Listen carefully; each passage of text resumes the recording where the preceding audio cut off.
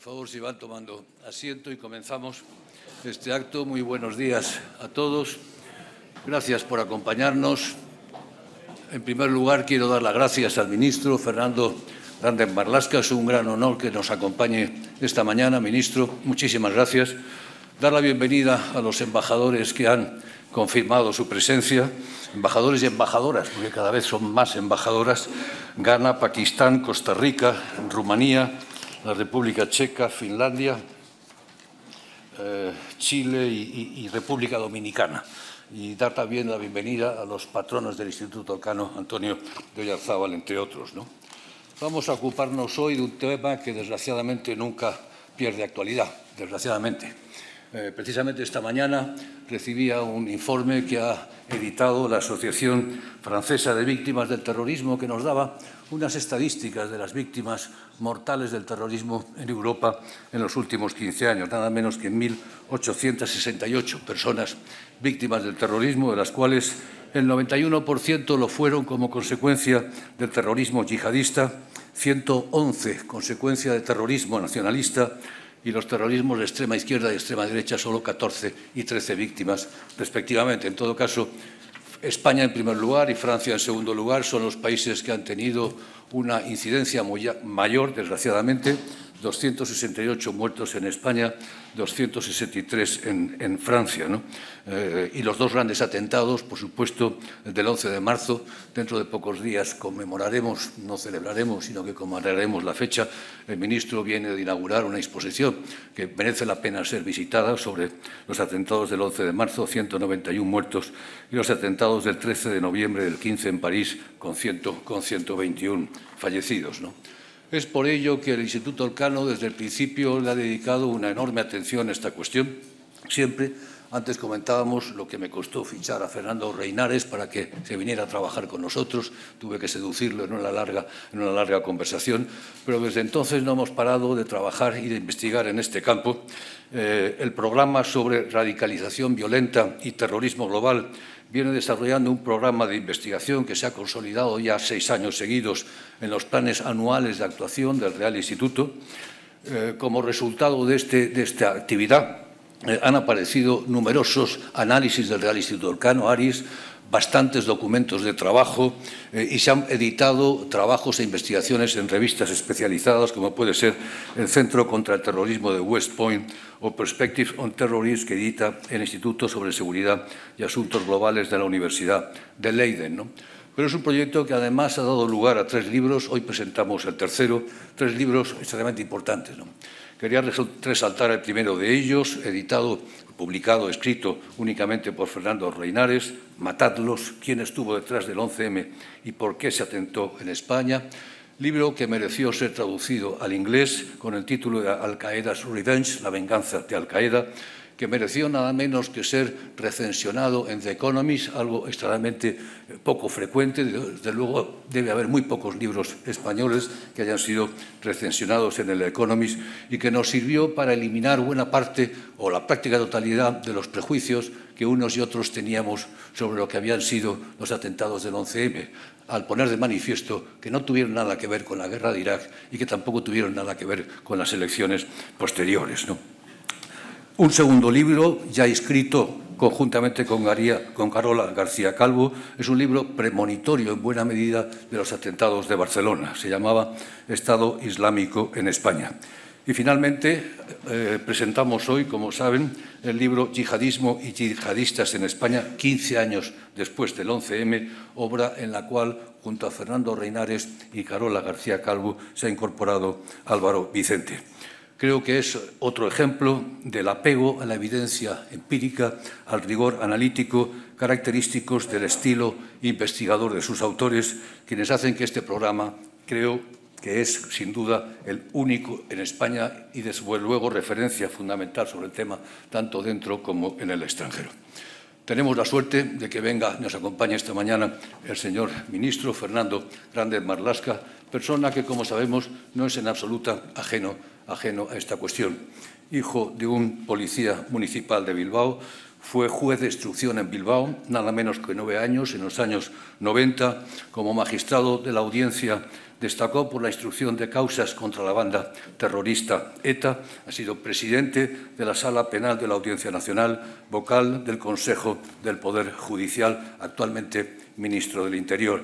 Y me complace, y se lo comentaba anteriormente, que nos recibimos justamente pocas semanas después de que hayamos firmado un convenio de colaboración con doña Ana Botella Gómez, secretaria de Estado de Seguridad, para que nos ayude a continuar investigando sobre estas cuestiones.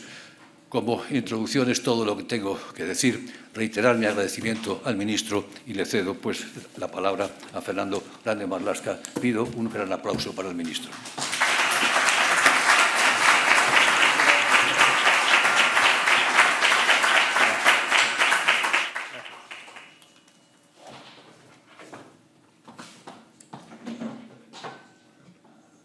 Buenos días a todas, a todos y muchas gracias al Real Instituto Elcano y a su presidente, querido Emilio Lamo de Espinosa, por invitarme a presentar el libro Yihadismo y yihadistas en España, 15 años después del 11M.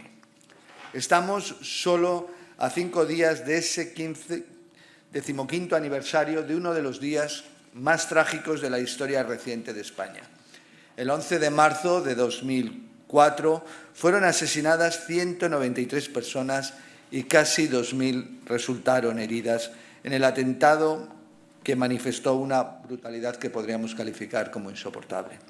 Las víctimas eran ciudadanos que se dirigían a sus trabajos, a la universidad, que se habían levantado temprano y tenían por delante toda una vida, que les fue arrebatada o transformada para siempre de la forma más cobarde, abriendo una profunda herida en la sociedad española que todavía nos estremece recordar.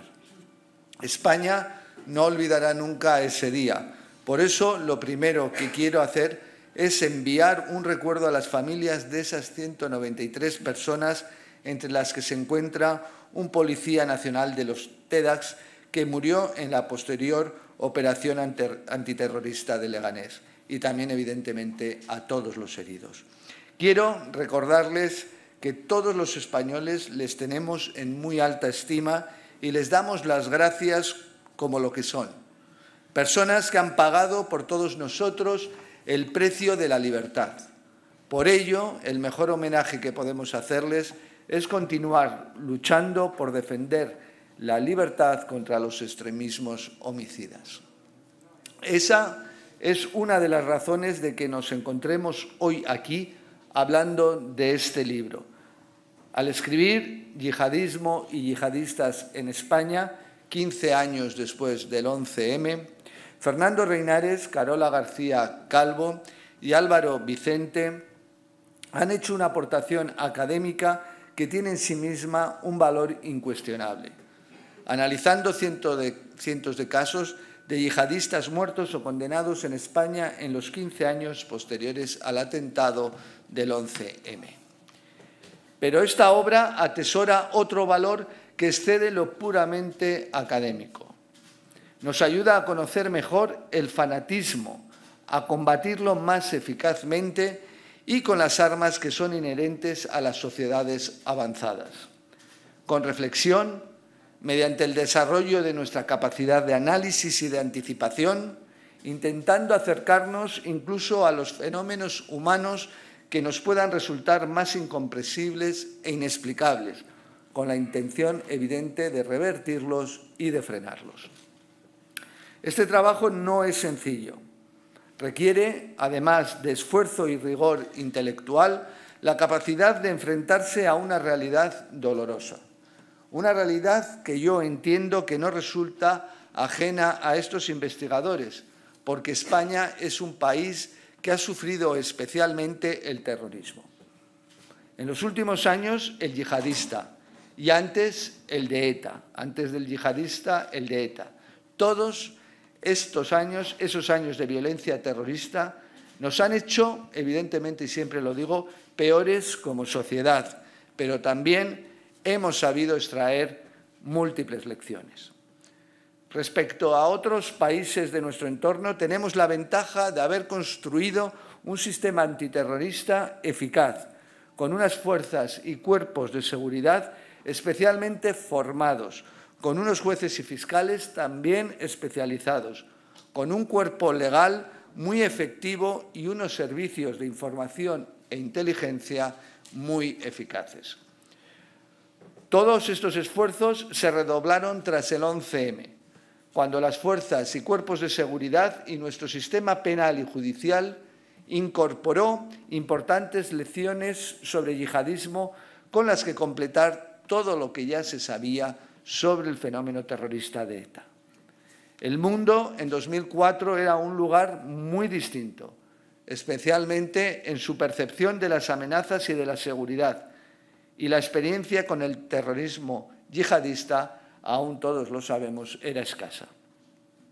Pese a ello, y gracias a un esfuerzo ímprobo, la Policía Nacional impulsó una investigación que nos colocó como un referente internacional en la materia, y quiero volver a reconocer aquí el trabajo de la Policía Nacional en los atentados, en la investigación de los atentados del 11M. Vuelvo a decir, nos colocó como un referente internacional en la materia.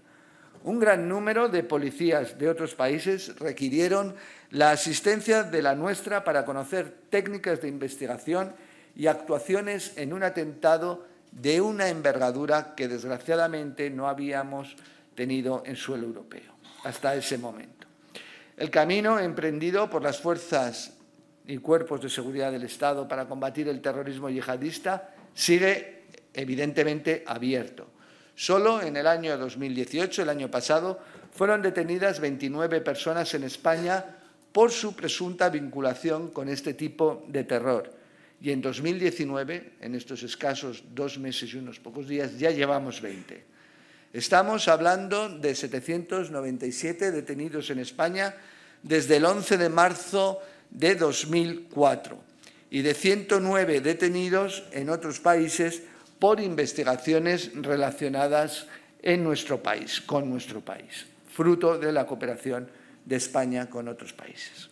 Quiero que tengamos presente que estas detenciones son solo la punta del iceberg, los resultados más visibles de un esfuerzo sostenido por asfixiar el terrorismo internacional. España ha pasado de ser un potencial objetivo de propaganda yihadista a soportar una amenaza real y duradera. De ahí que sigamos manteniendo el nivel 4 de amenaza, que se refuerza según circunstancias concretas. Para combatir esta sombra yihadista es especialmente reseñable el esfuerzo de miles de policías y guardias civiles, mujeres y hombres, que están dando lo mejor de sí para proteger a nuestra ciudadanía, poniendo en peligro en ocasiones, como bien sabemos, su seguridad personal. Las instituciones públicas hemos intentado estar a la altura de estos hombres y mujeres. Se ha trabajado en asegurar el consenso político en modificaciones, como actualmente se está en trámite, de la famosa directiva del PNR.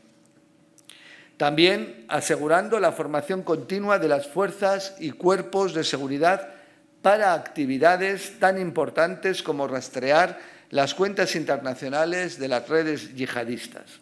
Y, por supuesto, estableciendo los mecanismos de colaboración necesarios con otras fuerzas policiales extranjeras a través del CITCO, el Centro de Inteligencia contra el Terrorismo y el Crimen Organizado. Dentro de este esfuerzo sostenido se encuadra el Plan de Instituciones Penitenciarias contra la Radicalización en las Cárceles, que ha permitido logros como la reciente Operación Escribano, por medio de la cual la Policía Nacional desactivó una red que actuaba en las prisiones españolas. También se ha multiplicado la eficacia de los vínculos internacionales, como decía, eliminando las barreras para la colaboración. Para ejemplificar esto, podemos remitirnos a los atentados de Barcelona y Cambrils, el mayor golpe yihadista que hemos recibido tras el 11M. Esos días, en cuanto se tuvo constancia del atentado, se constituyó de inmediato un equipo conjunto de investigación liderado por la Guardia Civil y en el que participaban los Mossos d'Esquadra y la Dirección General de Seguridad Interior francesa. Siguiendo con el ejemplo de los atentados de Cambrils y Barcelona, la Policía Nacional también participó en investigaciones en Marruecos, Suiza y Bélgica con el propósito de identificar nexos de los terroristas con otras redes yihadistas. Esas son lecciones que extrajimos del 11M y desde entonces seguimos aprendiendo y aplicando conocimientos a la seguridad, valiéndonos de instrumentos como la Estrategia Nacional contra el Terrorismo, que precisamente se publicó la semana pasada con el apoyo del Real Instituto Elcano, como parte de un panel de representantes del ámbito universitario, la sociedad civil y las víctimas del terrorismo. Esta estrategia fue aprobada en el marco del Consejo de Seguridad Nacional. Por primera vez se hizo pública esta estrategia, se adapta a los cambios que se han detectado en los últimos años en la seguridad global y el terrorismo. Se trata de un nuevo marco de referencia para las fuerzas y cuerpos de seguridad del Estado que se estructura en torno a 4 pilares fundamentales: prevenir, proteger, perseguir y preparar la respuesta. El desarrollo de estos 4 pilares va a suponer el desarrollo de planes estratégicos en ámbitos más específicos, como la lucha contra la radicalización violenta y contra la financiación del terrorismo. En materia de prevención y protección antiterrorista igualmente, y en el fortalecimiento del control de los precursores de explosivos. Por resumir, desde el 11M hemos establecido un conjunto de mecanismos que nos permiten enfrentarnos al terrorismo internacional desde todos los ángulos posibles. Y no me gustaría dejar de lado uno muy importante, como es el Centro de Coordinación de Información sobre Radicalización dependiente del CIDCO, donde los ciudadanos aportáis información sobre posibles casos de radicalización, ayudando a prevenir, a detectar y a neutralizar brotes de radicalismo violento. Porque una de las grandes lecciones que hemos extraído es que la seguridad, y se refiere expresamente en esa Estrategia Nacional contra el Terrorismo, es que la seguridad, como digo, es una tarea en la que todos podemos y debemos participar. En el caso de la participación ciudadana, el Ministerio del Interior ha dispuesto 4 canales de comunicación para trasladar casos de radicalización de forma anónima y segura. La página web y el correo electrónico Stop Radicalismos, el teléfono 900-822-066 y la aplicación AlertCops. El propio Instituto Elcano es un ejemplo de la reacción tras el 11M, establecido en 2001, tras el 11 de marzo de 2004, decidió crear un área de investigación sobre terrorismo internacional, que ha sido sumamente enriquecedora a la hora de caracterizar a los yihadistas, los procesos de radicalización, sus patrones de comportamiento y las fortalezas y debilidades de las principales células, grupos y redes terroristas. Al programa sobre radicalización violenta y terrorismo global del Instituto le debemos aportaciones tan valiosas como este análisis, este libro que se presenta hoy. Este estudio nos da argumentos para entender por qué nos encontramos con un terrorismo en continua evolución, con unas dinámicas internas que lo vuelven especialmente complejo y que no nos permite relajarnos ni un momento. Sus autores, Fernando, Carola, Álvaro, lo desgranarán ahora con detalle, pero yo querría extraer un par de conclusiones de su trabajo que me parecen puntos de partida interesantes para una futura discusión, si me lo permitís. En primer lugar, me parece que su inteligente disección del carácter global del yihadismo debería servir de base para plantearnos profundizar en esos mecanismos de cooperación internacional que ya funcionan con la Unión Europea y extenderla de forma más efectiva a los países del norte de África y Sahel. Me llamaba la atención y me felicitaba de la invitación a los embajadores, a las embajadoras de Ghana, Costa Rica. Evidentemente, el terrorismo en la parte del Sahel es importante, Mali, con sus incidencias en Burkina Faso. Hemos visto el atentado reciente donde falleció un salesiano español y la preocupación de todos los países del área subsahariana por ese motivo, independientemente de las operaciones internacionales en el marco del Consejo de Seguridad de Naciones Unidas que están teniendo lugar en Mali y con una implicación importante y relevante de todos estos países, de Costa de Marfil, de Guinea-Conakry, de Ghana, de Gambia. Todos estos países evidentemente están en la misma. En el Ministerio del Interior, por esas razones, hemos apostado por esa fórmula con diversos viajes, por eso he podido conocerlo, y encuentros bilaterales. Y mi conclusión es que una cooperación de esas características requiere un marco estable y sostenido, porque nuestros vecinos del sur son socios fundamentales en el combate contra el yihadismo, tanto desde el punto de vista del freno a la radicalización como de la colaboración operativa entre fuerzas y cuerpos de seguridad. Eso, por supuesto, no es incompatible con un trabajo cada vez más estrecho con nuestros socios europeos, sobre todo ahora que nos enfrentamos al riesgo del retorno desde Siria e Irak de los denominados combatientes extranjeros, quienes, independientemente de su país de origen, pueden desplazarse hasta cualquier otro o a cualquier otra parte, mejor dicho, del territorio Schengen. La segunda conclusión que se deriva de la lectura del libro es que necesitamos impulsar los estudios multidisciplinares para afrontar la amenaza yihadista. Como bien saben todos los presentes, sabéis, los grupos yihadistas son colectivos fanatizados que se construyen alrededor de motivaciones tremendamente diversas. El elemento religioso es cierto, es fundamental, por supuesto, pero hay un componente líquido en la ideología de estos grupos que los hace atractivos incluso para gente que de entrada nada tiene que ver con la religión musulmana, para gente que se siente inadaptada en sus sociedades y que lo mismo han nacido en un país musulmán que dentro de las fronteras europeas. Esto requiere un esfuerzo de comprensión muy ambicioso que es un llamamiento a la colaboración entre instituciones públicas y académicas como el Instituto Elcano, para que expertos de todas las especialidades contribuyáis a enriquecer nuestros conocimientos sobre el problema.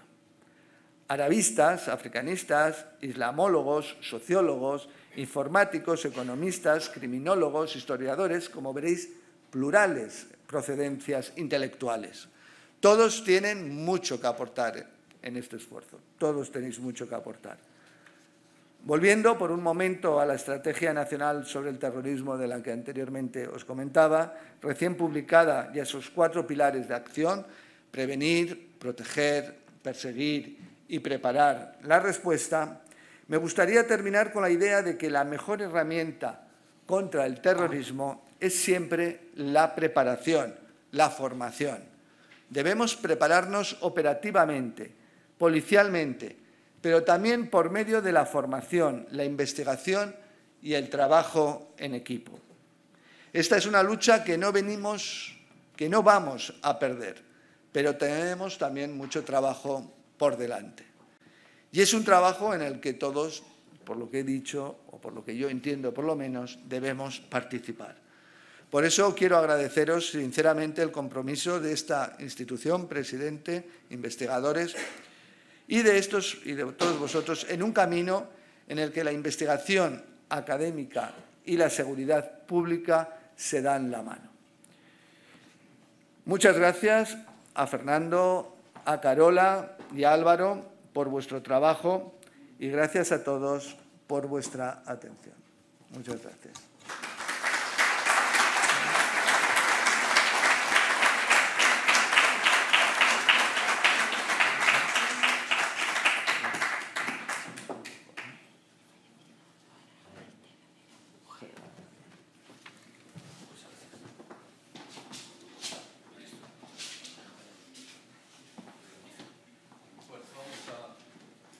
escucha? Sí. Vamos a proceder ahora a la segunda parte de esta sesión con un conversatorio, como dicen en América Latina, con los autores. Llamo a Fernando, a Carola y a Álvaro para comenzar una pequeña conversación sobre el libro y los resultados del libro. Fernando, Álvaro. Y posteriormente tendremos la oportunidad de abrir un turno de intervenciones y de preguntas a la audiencia, ¿no? Y espero que podamos contestar alguna de las dos preguntas que ha planteado el ministro de la cooperación internacional, que me parece muy importante, y el de la multidisciplinaridad, que es fundamental. Precisamente, ministro, una de las características que tenemos los think tanks frente a la investigación universitaria es que la nuestra es siempre interdisciplinar, en el entendimiento de que los fenómenos sociales reales son siempre fenómenos interdisciplinarios. La universidad siempre trabaja en departamentos de economía o de psicología o de sociología o de ciencia política. Nosotros, gracias a Dios, contamos con gente de todo tipo de pelaje y de todo tipo de procedencia académica. Fernando, vamos a comenzar hablando por qué este libro, cuál es el objeto de vuestro estudio, por qué habéis abordado este libro en este momento, 15 años después, ¿no? Pues en primer lugar debería decir que desde hace 6 años no hemos dejado de estar atentos a la evolución del fenómeno, de ir avanzando parte de nuestras pesquisas al respecto, pero quizás si tuviera que subrayar algo muy específico, diría que del 2012 para acá el yihadismo en España y por lo tanto la amenaza inherente a este fenómeno ha sufrido un cambio extraordinario, fundamental, que nosotros hemos querido reflejar en numerosas variables en los distintos apartados de este libro. Hemos querido analizar ese proceso en el que hay cambios y hay continuidades, y esto importa subrayarlo. Una parte de nuestros hallazgos son las extraordinarias continuidades que hemos observado desde el año del 11M hasta el año inmediatamente posterior a los atentados de Barcelona y Cambrils. Pero también hemos puesto de manifiesto, hemos constatado asombrosas transformaciones que tienen que ser consideradas, desde luego, desde el punto de vista de la política antiterrorista. Hemos basado nuestro estudio, por cierto, presidente, y esto en relación con algo comentado por el ministro, en los yihadistas condenados y muertos en España. Es decir, no todos aquellos que son detenidos son presentados ante el juez, son procesados, son acusados y son condenados. De manera que nosotros nos hemos centrado en todos aquellos que han sido condenados, 200. Es cierto que hay algún individuo condenado como consecuencia de operaciones contra el terrorismo yihadista, pero que no era yihadista. No hemos podido constatar que fuera yihadista. Estaba relacionado de un u otro modo, pero él mismo no lo era, entonces lo hemos excluido.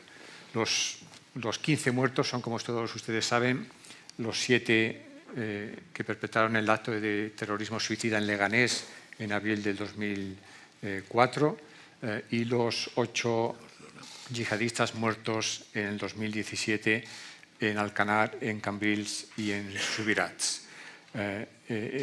Por tanto, los 215 son el conjunto de los individuos a los cuales hemos prestado atención a este estudio, insisto, para explorar el modo en que ha evolucionado su perfil sociológico, el modo en que ha evolucionado su radicalización violenta y también cómo han cambiado las distintas pautas de implicación terrorista. El asunto de las motivaciones, por cierto, que es algo que el ministro también trajo a colación, va a ser parte de nuestra próxima entrega, porque no solo llegamos a la conclusión, Carola, Álvaro y yo, de que no solo merecía un capítulo en este libro, sino un libro aparte.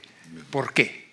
¿Qué tipo de motivaciones racionales, emocionales, identitarias están detrás de ese proceso a través del cual un individuo acaba desenganchándose moralmente del contexto social en el que vive y asumiendo la justificación del terrorismo como forma de, en este caso, defender el Islam o avanzar el Islam? Que será lógicamente el momento en el que tendremos que pasar desde la sociología a la psicología social y a la psicología. en ese segundo apartado.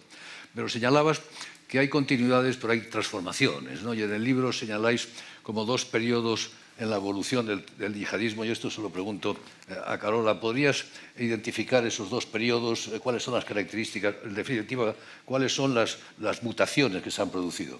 Muchas gracias, presidente. Efectivamente, con el fin de poder estudiar y analizar la evolución del terrorismo yihadista en España a lo largo de los 15 años que cubre nuestro estudio, hemos distinguido dos grandes grupos de individuos en función a su detención o año de fallecimiento.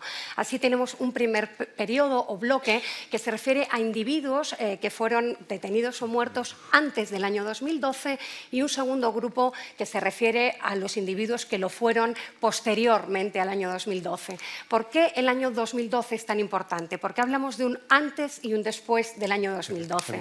Pues en primer lugar porque ese año sí, ahí tienen algunos datos tal y como los hemos recogido en nuestro libro, en el primer anexo, si no me falla la memoria ahora mismo. En primer lugar, hemos señalado el año 2012 como punto de inflexión y esto tiene mucho que ver con el conflicto en Siria que se extiende posteriormente en Irak y que arrastra tras de sí una movilización yihadista sin precedentes. Pero cuando digo sin precedentes no me refiero a España, me refiero a nivel mundial y, por supuesto, también a España concretamente. Europa occidental en conjunto se ha visto especialmente afectada por esta movilización yihadista promovida a partir del conflicto en Siria y las cifras son reveladoras. Hablamos de que los 30.000 combatientes que se calcula que se han unido a organizaciones terroristas en Oriente Medio procedentes de más de 130 países, 5.000 lo hicieron con pasaporte europeo, eran ciudadanos europeos y esto, si consideramos el tamaño de la población y de la población musulmana europea, pues nos habla de que efectivamente Europa está sobrerepresentada en el contingente de yihadistas movilizados. Desde luego España no ha quedado al margen, pero también es cierto que ha estado menos afectada que otros países de nuestro entorno inmediato. Y aquí me viene rápidamente a la cabeza el caso de Francia, tal vez es paradigmático, y también desde luego el Reino Unido o Alemania, pero también si nos comparamos con otros países más pequeños, como por ejemplo Bélgica o Dinamarca, cuyas cifras de individuos desplazados hacia la zona de conflicto es superior incluso a la de España, como digo, con una población mucho menor. Por eso el año 2012 es clave y lo hemos señalado como punto de inflexión.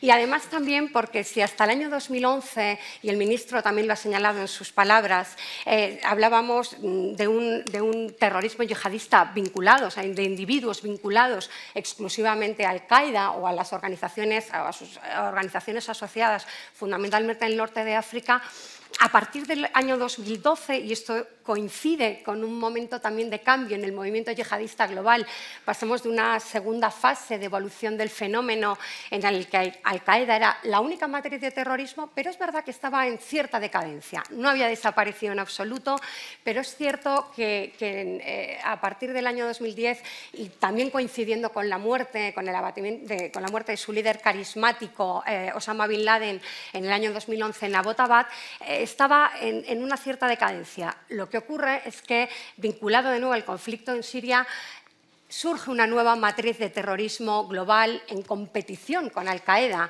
el autodenominado a día de hoy Estado Islámico, y vinculado, relacionado con la emergencia de esta nueva matriz de terrorismo yihadista, se sucede, como ya he explicado, esta inaudita movilización yihadista, por ya centrarnos en Europa, en España, yihadista vinculada a este conflicto.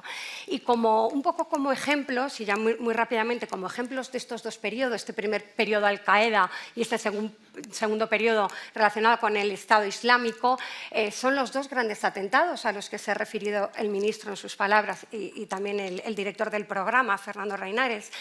Si nos fijamos en el caso del 11, es un atentado vinculado a la organización terrorista Al-Qaeda, y ya en el segundo periodo tenemos a estos individuos implicados en la acción terrorista en Barcelona y Cambrils en el verano de 2017, que se reivindicaron como soldados del califato. No sabemos todavía de qué manera se relacionaban exactamente con la organización de referencia, pero que se reivindicaron como soldados del califato instaurado en el verano de 2014, a ambos lados de la frontera sirio-iraquí.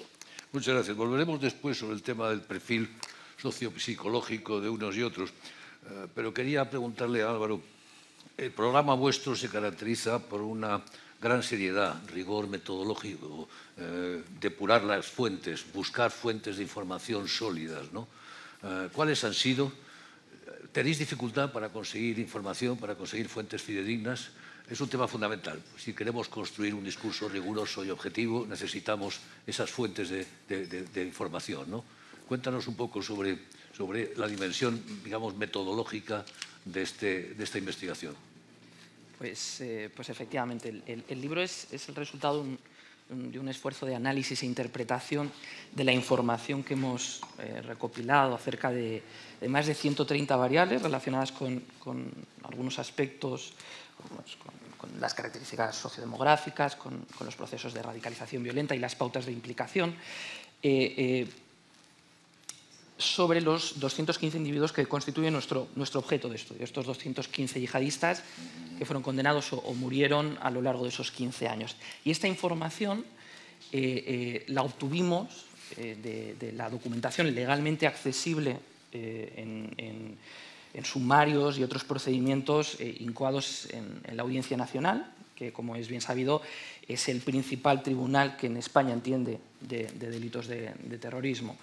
No solo de esos procedimientos, no solo de esos sumarios, también de las sentencias que ha dictado la Audiencia Nacional y el Tribunal Supremo, además de las vistas orales que se han celebrado en la Audiencia Nacional. Ocasionalmente también hemos obtenido datos de intercambios de entrevistas con expertos policiales, con expertos judiciales y de otra índole. Y una vez recopilada, una vez acumulada todo ese bagaje, toda esa información, la hemos incorporado a la base de datos Elcano sobre yihadistas en España, que es la base de datos que gestiona y actualiza permanentemente el programa sobre radicalización violenta y terrorismo global, para el posterior tratamiento estadístico de esa información, para que sirva de base a estudios cuantitativos como el que hoy presentamos, en el que hay un claro ejemplo, en el que podemos presentar un claro ejemplo del producto, ¿no?, que resulta de esa base de datos. Es decir, este estudio contiene como más de 70 tablas, así como unos 10 gráficos y mapas. Aprovecho, hablabas de una base de datos, ¿no? Esa base de datos que es en buena medida el soporte de este libro, si entiendo bien. ¿Esa base de datos está accesible, es disponible para investigadores? ¿Cuál es el grado, digamos, de bueno, la base de datos la gestionamos, la alimentamos internamente, sí, y su acceso, debido al carácter sensible de la información que contiene, es información que es de uso exclusivo de los investigadores, ¿no? Nosotros no solo obtenemos el dato, sino que lo categorizamos, lo interpretamos y por supuesto, lo custodiamos para que esa información no esté por lo menos en tanto no se complete el proyecto de investigación en su... Así que queremos tener la prioridad a la hora de publicar resultados, ¿no? Y si me permites, presidente, claro, aprovecharía la intervención de Álvaro para subrayar que nuestra labor dentro del programa se enmarca en unas excelentes relaciones que mantenemos con distintas instituciones públicas españolas, ¿no? Están mencionadas en el libro, no voy a repetir todas ellas, pero en el día de hoy querré subrayar especialmente dos. Una, la Fiscalía de la Audiencia Nacional, tanto su fiscal jefe Jesús Alonso como su fiscal coordinación antiterrorista Miguel Ángel Carballo han sido extremadamente amables y atentos con nosotros, y por supuesto la Secretaría de Estado de Seguridad en el ámbito del Ministerio del Interior y dentro de ella pues, la Policía, Guardia Civil, Secretaría General de Instituciones Penitenciarias, todas entidades que han hecho posible que nosotros, aunque utilicemos fuentes abiertas y acudamos a todos los juicios, porque a veces las vistas orales dan información inesperada, pero siempre nos han ayudado a la hora de poder ajustar, matizar, precisar muchos elementos. El protocolo que firmamos recientemente pues es un marco excepcional para facilitar toda esta labor. Muchas gracias. Ya que estás en el uso de la palabra, comentaba Carola los dos periodos que se pueden identificar marcados en buena medida por la guerra en Siria. ¿Habéis podido identificar en esos periodos distintos perfiles sociopsicológicos de radicalizados yihadistas? Yo recuerdo que en el libro anterior que publicasteis, Carola y tú, ya mencionabais que el riesgo mayor lo encontrábamos justamente en Cataluña y en concreto en Barcelona, lo cual fue casi premonitorio de lo que ocurrió con posterioridad.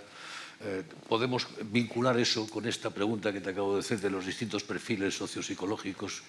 Pues sin lugar a dudas, porque cuando nosotros, Carola y yo en este caso, publicamos en el año 2016, un año antes de los atentados de Cambrils, nuestro libro Estado Islámico en España, de nuevo, ahí sí que incluimos un capítulo de motivaciones, por cierto, pero ese capítulo es de índole cualitativa y por eso no hemos querido incorporarlo a este, y por la magnitud que está adquiriendo ese tema, ¿no?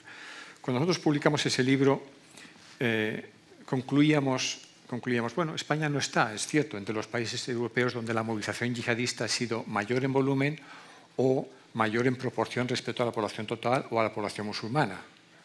Pero si llega a ocurrir alguna cosa en España, porque en ese momento eran más de 200 los detenidos y más de 200 ya los combatientes terroristas extranjeros que habían salido de nuestro país con rumbo a Siria e Irak, si algo ocurre en España, no va a ser un acto solitario, porque 9 de cada 10 individuos estaban implicados en células, grupos y redes.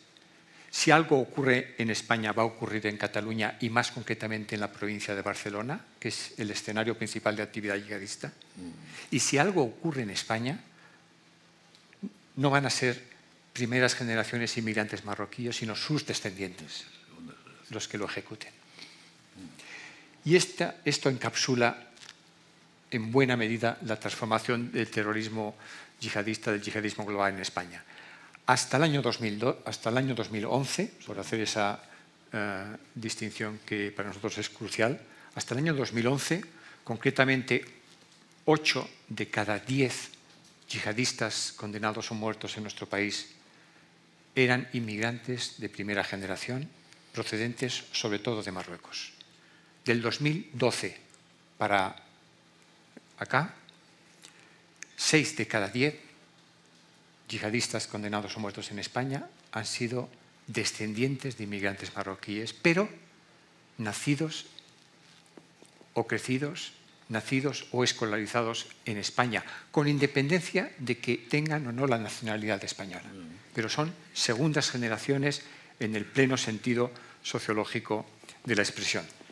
Y si me permites, presidente, si a estos 6 de cada 10 yihadistas que son de segunda generación, añadimos otra novedad, el 10%, algo más, del 10% de conversos desde el 2012 para acá. En el periodo previo era estadísticamente un número poco relevante, pero si añadimos ese porcentaje de conversos, entonces la gran transformación del yihadismo en España tiene que ver con el hecho de que desde el 2012, desde el inicio de la guerra en Siria, desde el inicio de la movilización yihadista sin precedentes que ha afectado al conjunto de Europa Occidental, el yihadismo en España se ha transformado en un fenómeno homegrown, en un fenómeno endógeno, que no lo era con anterioridad, Y esto es probablemente, de hecho, la red del 11M se corresponde muy bien, refleja muy bien cuál cuál era la caracterización social del yihadismo. En la red del 11M, al menos en los 26 individuos que podemos con fundamento constatar que eran miembros de la red, todos menos uno eran inmigrantes de primera generación. Y todos menos 4 marroquíes. En los atentados del 17A, la célula de Ripoll, todos menos uno eran segundas generaciones. Y todos menos uno marroquíes. Esta es, pues, la gran transformación que obliga a tantos cambios y tantas adaptaciones. Por ejemplo, en el ámbito del Plan Nacional de Prevención de la Radicalización. Y esto me plantea, y quería preguntárselo a Carola, porque esto lo que plantea como tema esencial son cuáles son los procesos de radicalización, cómo se reclutan, cómo son capturados y cómo son incorporados, ¿no? ¿Qué nos puedes contar sobre eso? ¿Qué sabemos sobre los procesos de radicalización en este momento?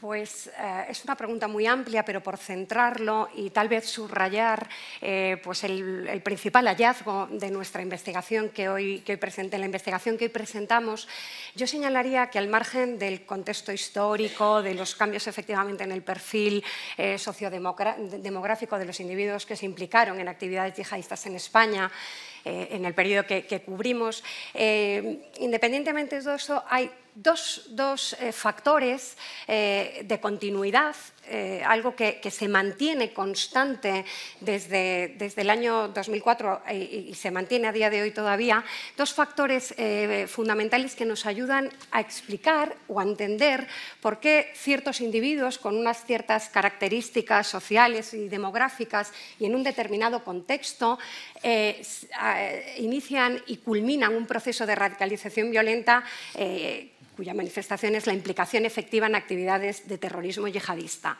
Y estos dos factores que nos ayudan a comprender por qué unos sí y otros no, se refieren fundamentalmente, en primer lugar, al hecho de que y que se aplica, disculpen, para 7 de cada 10 de los individuos incluidos en nuestro estudio, es decir, para el 70% de los individuos al menos al 70% de los individuos a los que nos estamos refiriendo, destacaría que, en primer lugar, una gran mayoría se radicalizó en compañía de otros mediante la acción de un agente de radicalización.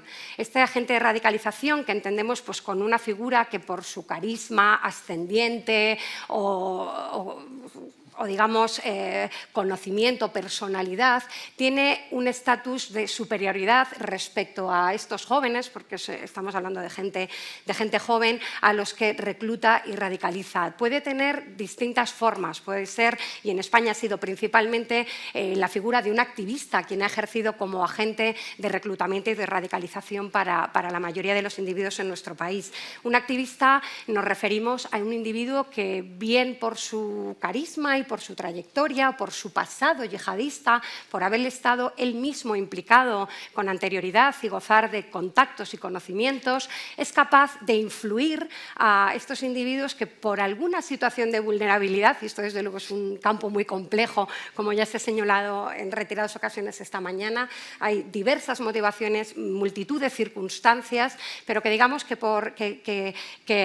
incidiendo en esta vulnerabilidad es capaz de reclutar y guiar a este individuo en su proceso de radicalización hasta su implicación efectiva en actividades de terrorismo.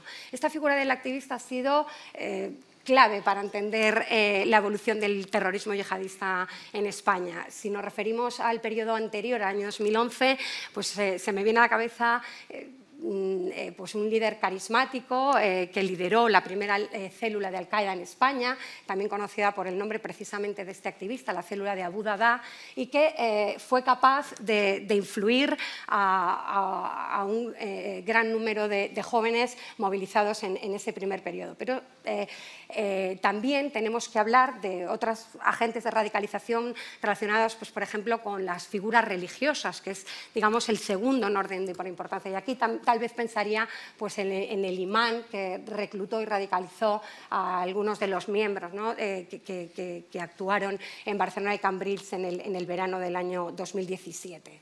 Por lo tanto, como digo, este primer primer factor, la radicalización en compañía mediante la acción de un agente de radicalización, es una característica que se nos señala como constante. Y el segundo factor,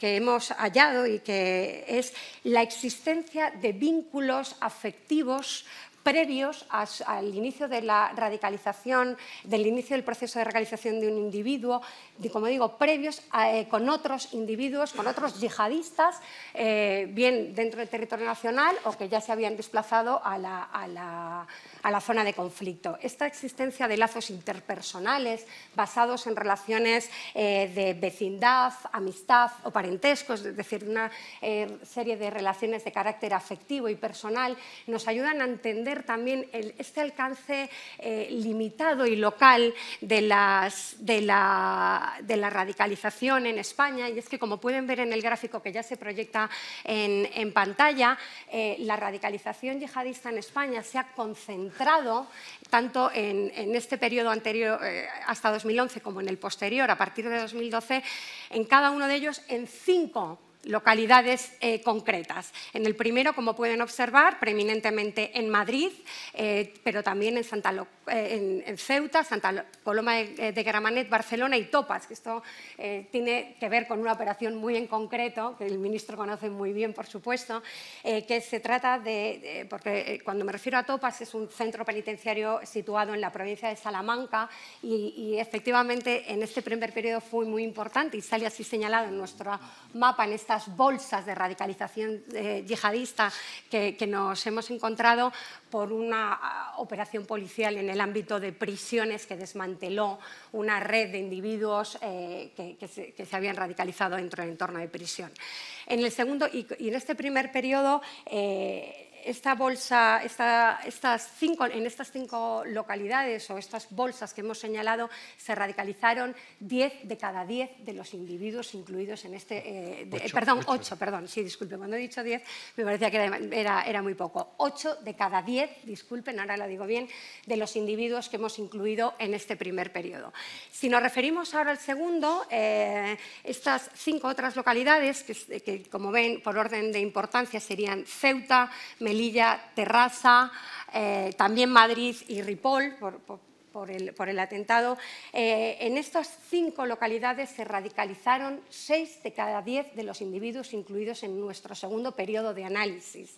Es decir, pese a que vemos que los procesos de radicalización yihadista en España tienden a ser, tienen una dimensión limitada y local, es decir, han tendido a concentrarse, en el segundo periodo de evolución del fenómeno, sin embargo, esta concentración ha sido algo menor. Y una de las claves que nos podrían ayudar a explicar por qué esta concentración ha sido menor en el segundo periodo respecto al primero, una de las claves que nosotros damos en este libro, pero que por supuesto no es única, hablamos de un fenómeno muy complejo, como todos ustedes saben, sería la irrupción de Internet y su papel en los procesos de radicalización violenta. Es decir, y cómo las organizaciones terroristas, en esta característica fundamental que les es propia, como bien ha señalado el ministro, de cambio y de mutación, como también las organizaciones terroristas se han apoyado y han utilizado el enorme desarrollo que en los últimos han tenido las nuevas tecnologías de la comunicación, tanto para difundir su propaganda como también para hacer que ésta sea cada vez más sofisticada, más adaptada a los individuos a los que quieren llegar, y es que ya no se habla solo en árabe, se habla en inglés, en francés, en español, en la lengua de estos individuos europeos a los que nos estamos refiriendo, o españoles en particular. Es, por tanto, esta idea de las bolsas de radicalización otro de los principales hallazgos de nuestro estudio. Y además, volviendo un poco a los ejemplos en los que nos estamos apoyando a lo largo de la mañana, ambos atentados terroristas yihadistas que hemos sufrido en nuestro país son casi un ejemplo de libro de estos factores de asociación diferencial. Y es que, si pensamos en el atentado del 11 de marzo en Madrid, uno de los nodos de la red que atentó en Madrid, liderado por Jamal Hamidán, un individuo también conocido como el Chino, que actuó como agente de radicalización de otro grupo de individuos que eran sus colegas, sus amigos, sus vecinos niños del barrio de Lavapiés. A través de estas relaciones afectivas consiguió captarlos y radicalizarlos para la inclusión, para su incorporación a la red que atentó en Madrid. Y si pensamos en Barcelona, y hoy que hablamos del programa y del equipo que trabajamos en estos temas en el Real Instituto Elcano, recuerdo que cuando fueron los atentados en Barcelona y Cambrils, un medio de comunicación nacional nos pidió una columna, una pequeña pieza, ¿no?, para salir inmediatamente después de los atentados. En estos casos, como todos ustedes saben, que son grandes profesionales en la materia, la cautela, la calma, la serenidad es muy importante y todavía hay muy poca información, pero algo hay que decir. Y cuando hablábamos los miembros del programa sobre qué escribir, lo que comentábamos era, es que es una célula yihadista de libro, porque por una parte había esta figura del agente de radicalización con un pasado, con un bagaje, con un conocimiento, con unos contactos, y por otro lado estaban estos jóvenes ya de segunda generación, nacidos o crecidos dentro del territorio nacional, que hermanos mayores que captaron a sus hermanos pequeños o a un vecino, incluso eran primos también entre sí. En la célula que atentó en Barcelona y Cambrils había 4 parejas de hermanos y entre ellos eran además primos, pero es que además todos ellos vivían en la pequeña localidad de Ripoll y eran vecinos en apenas 4 bloques de viviendas. Con lo cual, como digo, estos dos factores, la presencia de un agente, la radicalización en compañía a través de un agente de radicalización y los lazos interpersonales previos son claves para entender no solo estas bolsas de radicalización yihadista en el territorio nacional, sino también para explicar la gran mayoría de los procesos. Te he oído mencionar el término asociación diferencial y se me han encendido las luces. Es un término clásico de la criminología, sociopsicología, de criminología clásica. Yo lo estudiaba en los años 70 y que es el proceso por el cual se construyen también las sectas, proceso por el cual vas capturando progresivamente una persona y lo vas incorporando a un grupo al tiempo que lo separas del grupo de origen y lo vas realmente fagocitando y absorbiendo, ¿no? Que me parece que es un proceso muy acreditado en términos de psicología social. Una última pregunta antes de abrir el turno de intervenciones a Álvaro. Damos por periclitado el tema de los lobos solitarios, ha quedado obsoleto por completo, no es un tema que aparece y reaparece constantemente en la prensa. ¿Qué nos puedes decir? Es cierto que se ha prestado mucha atención al fenómeno de los llamados lobos solitarios, estos individuos que aparentemente actúan de forma independiente, de forma individual, sin un vínculo conocido con otros yihadistas.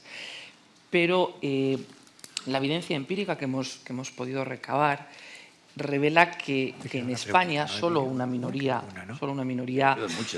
podrían encuadrarse en esta categoría de lobos solitarios.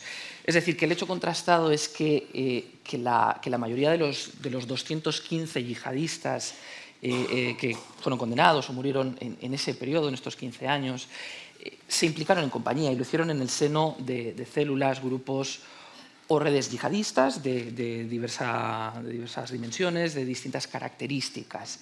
Hemos contabilizado 10 células, grupos o redes en ese primer periodo que definía Carola y unos 36 en el segundo. Es decir, esto indica o señala una tendencia interesante, una tendencia hacia una expansión en el número de CGRs, hacia una expansión en el número de esos elencos yihadistas y a una contracción de sus dimensiones, a una disminución de su tamaño. Sin embargo, como decía, una vez constatado el hecho de que la mayoría de estos individuos se implicó en solitario, en el programa sobre radicalización violenta y terrorismo global quisimos entender cómo interactuaban entre sí todos los actores que formaban parte de este ecosistema del yihadismo global en España, si es que interactuaban entre sí.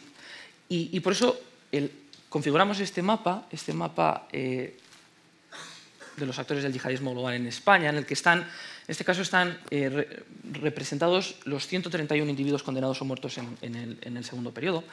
Están distribuidos a lo largo del territorio nacional en función de la provincia en la que residían y en él también se aprecian los vínculos de distinta naturaleza que los conectaban, ¿no?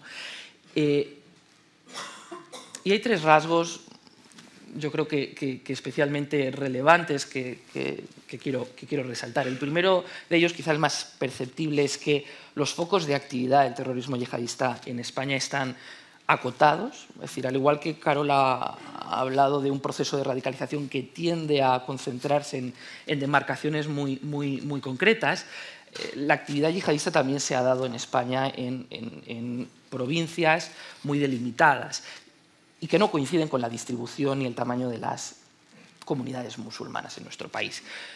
No quiero decir con esto que los focos de actividad coincidan exactamente con las bolsas donde se produce esa radicalización, pero hay una tendencia que sí se mantiene, y es que estas pautas de implicación se dan, como decía, de forma muy concentrada, en concreto en 3 provincias: Barcelona, Madrid y en menor medida Girona, así como en las ciudades autónomas de Ceuta y Melilla, y en menor relevancia Valencia y Alicante.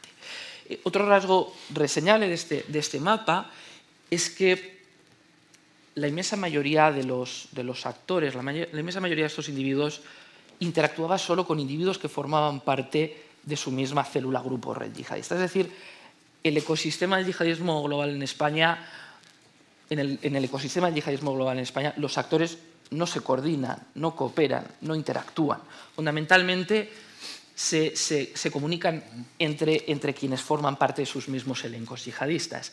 De hecho, y por dar un dato, solo el 10% de los lazos que figuran en este mapa son entre miembros de distintas células, grupos o redes. El grueso de esos vínculos se dan internamente, y quizá por esto mismo cobra especial relieve el único vínculo, el único lazo operativo, de cooperación operativa entre células independientes. En el gráfico adquiere una tonalidad naranja y se aprecia en el centro. Son los lazos que unen a los integrantes de una célula ubicada en Ceuta, de una célula que se dedicaba a la radicalización, el reclutamiento y el envío de voluntarios hacia la zona de conflicto en Siria e Irak. Es precisamente la primera célula que se desarticuló en España en el contexto del conflicto sirio-iraquí, en el contexto de la emergencia del Estado Islámico.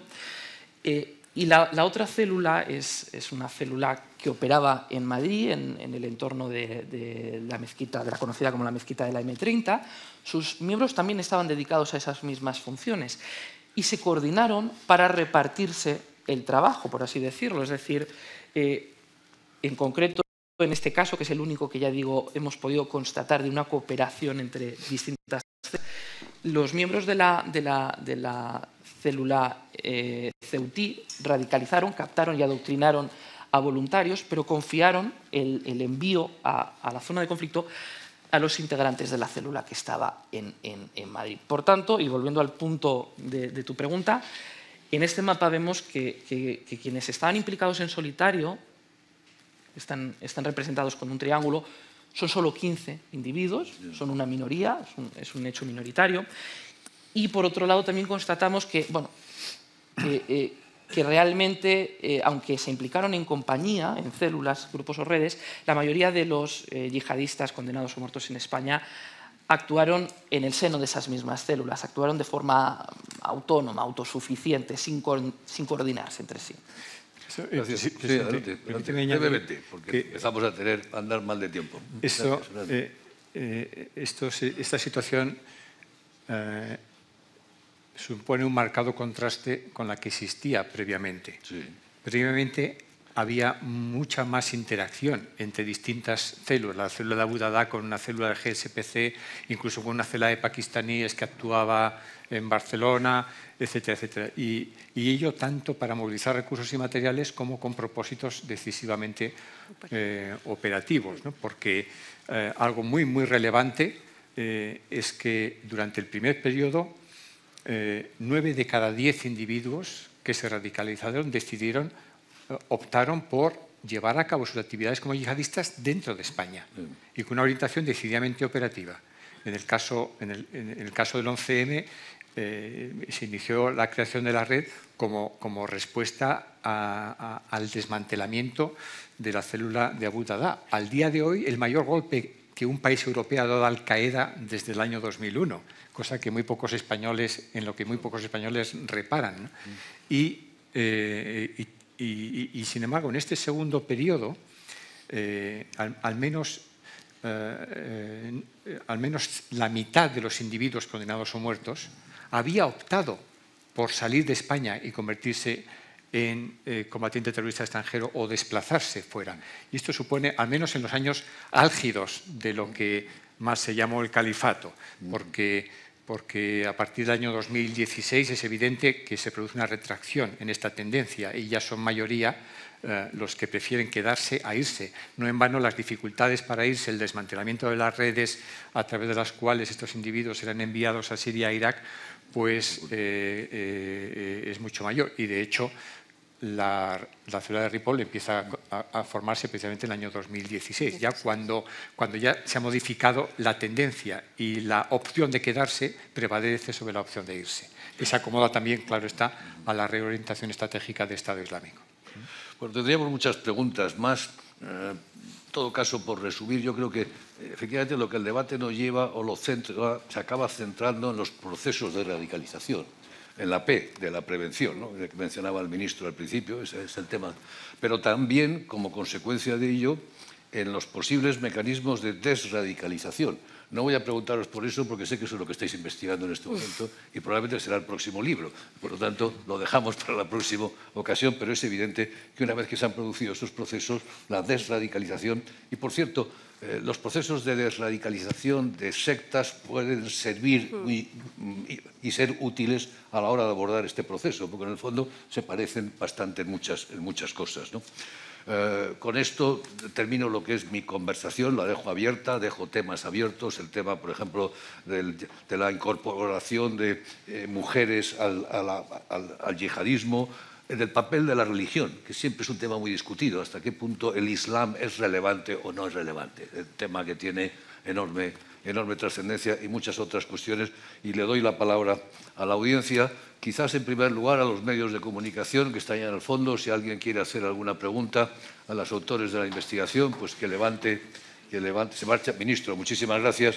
Gracias, sé que tiene que marcharse. Le agradezco mucho. Muchas gracias, ministro. Gracias. Muchas gracias, ministro. Gracias, ministro. Un placer. Gracias. Muchas gracias.